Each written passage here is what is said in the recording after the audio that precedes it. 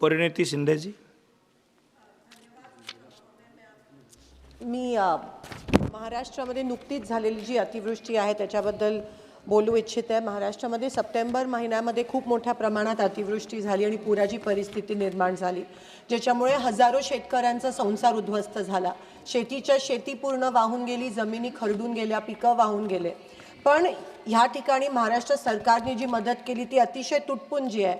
आणि त्या उलट अतिशय लाजिरवाणी गोष्ट अशी आहे की केंद्र सरकारकडून आम्हाला जी मदत प्राप्त होणार होती ती अजूनही प्राप्त झाली नाही आहे, कारण शासनाने केंद्राला अजून प्रस्तावच पाठवला नाही आहे. कालच ह्या सभागृहात मिनिस्ट्री ऑफ होम अफेअर्सनी कन्फर्म केलं की महाराष्ट्राकडून कोणत्याही प्रकारचा प्रस्ताव या ठिकाणी केंद्र शासनाला NDRFच्या माध्यमातून प्राप्त झाला नाही आहे. आणि त्यामुळे अनेक महाराष्ट्र, खास करून सोलापूर आणि उस्मानाबादच्या शेतकऱ्यांवर खूप मोठ्या प्रमाणात त्या ठिकाणी अन्याय होत आहे.